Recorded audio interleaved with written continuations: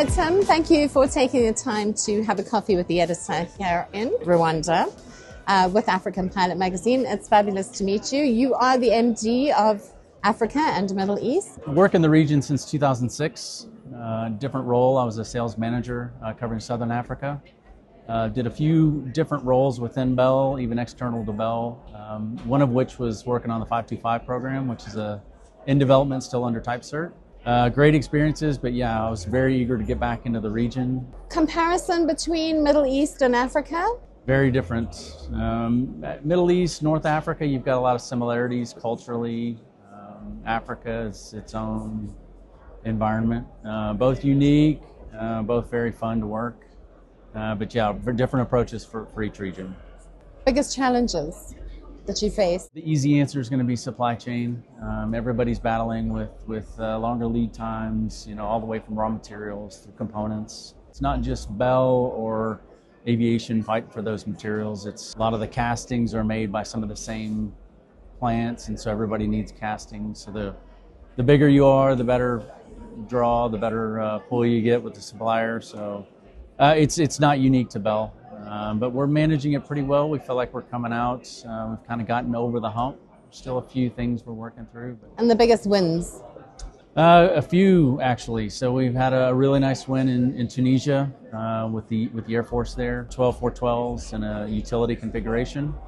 And we're on the cusp of another significant win. Not ready to announce it just yet, but in the next few weeks, we should be able to make that public. It's your product range that is best suited for the African market. Our portfolio is broad. So when you look at, say, this 505 here as an entry-level product, it's affordable, easy to fly, excellent trainer. So we've had a significant push within the training market. A lot of traction there in the Middle East for larger program type opportunities with the 505. Very well suited for that. In addition, we're actually chasing the U.S. Army training program with that same platform. Over 500 of them delivered so far, and it was just certified in the 2014 timeframe. So it's been a really successful aircraft. Specific to Africa, though, the 412, which I mentioned before with the Tunisian Air Force, from a utility, workhorse, transport standpoint, you can't beat it. We've just come out with an improvement to the drivetrain. It gives it better performance, especially at altitude. Throughout all the region, Middle East, Africa, both, it's a very good performer. For you, which industry has the highest demand for your products? Typically, we go for they're parapublic or military. That's generally in these regions. That's who has more budget, but they also have more of the backing. In the Middle East, there's not a lot of general aviation, so personal flying is a bit of a challenge. In Eastern and Southern Africa, you see more of that. So you've got tourism, personal ownership, and so you'll see like our 407 product. It's a light single. It's a stretched model of the 505, but it has better performance, a little bit faster. So you see a lot of that in the GA market. And then in the EMS and sort of Coast Guard surveillance world, the 429 is a very good product. So it's twin engine, up to 7 packs, really good performance, really good visibility. View of the markets, good orders coming. Yeah, trending up. So we're having a very solid year this year. The next 2 years, we see a pretty good forecast. Again, in the kind of the government, military segment, utility type segment. But even general aviation, we're seeing a trend. I'm not going to say it's a spike, but we're seeing a positive trend over the next couple of years. And then talk to me about aftermarket. So you sell a new Bell. What is the aftermarket? So we have a network of customer service facilities that we appoint. So throughout the continent and into the Middle East. And so when a customer needs their aircraft maintained, they're approved, they get annual approvals, they can do all the maintenance on any of our products.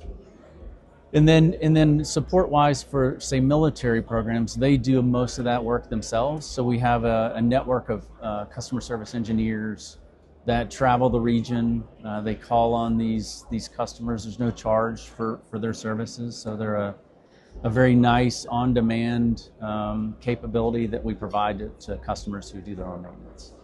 Typically, we have the Bell Training Academy in Fort Worth at the headquarters, and then appointed facilities like in Valencia, Spain, and they do type-specific training.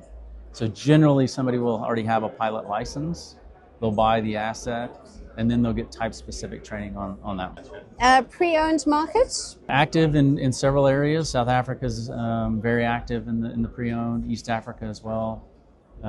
We don't do a lot of pre-owned activity, so our network partners generally will handle that. It comes with, obviously, avionics. Who's yours or somebody else's? Yes. Tend to go with Garmin. We've got a very good relationship with them on the 525s. Specifically, it's a bespoke product, the G5000 product, so it's fully integrated. We typically, we'll use like the latest model. So currently it's a G1000 in our 505 and our 407, and with the 525 it's a G5000. So it's a bit more complex. Again, it's integrated into the aircraft, so it's not just an off-the-shelf product that you would buy. We've worked in partnership with them to develop it for the 525 specifically.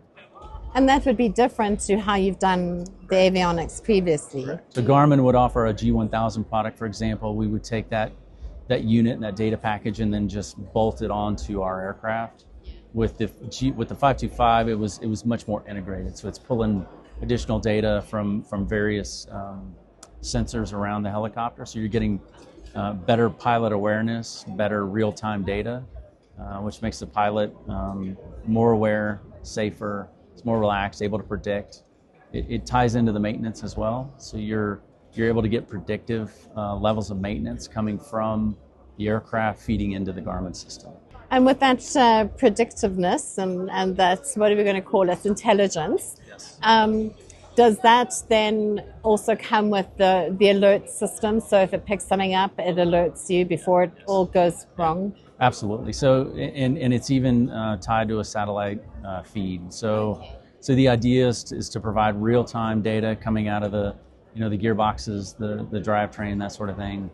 It can alert the pilot, if there's something, really going on, or if it's just a caution. And the 525 is designed that it can radio or sat call that back to base, so that the maintainers are already troubleshooting, what's going on with the aircraft real time, so that as it lands back at base, they're able to either go make the replacement or get, do the corrective actions, but really keep the aircraft flying in a safe manner.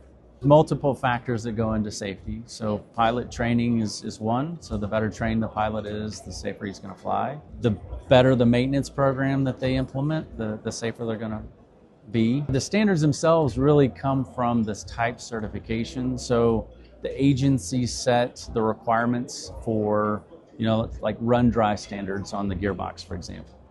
So the latest amendments that the 525 meets call for a 60-minute run dry capability.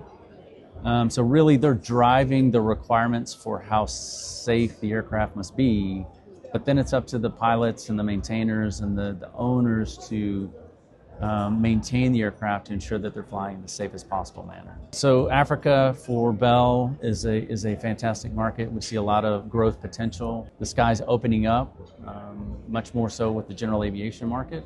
In the Middle East, we're seeing many of the same trends, but more of a focus on the paramilitary, parapublic sector. But we're excited about the future and where it will take us.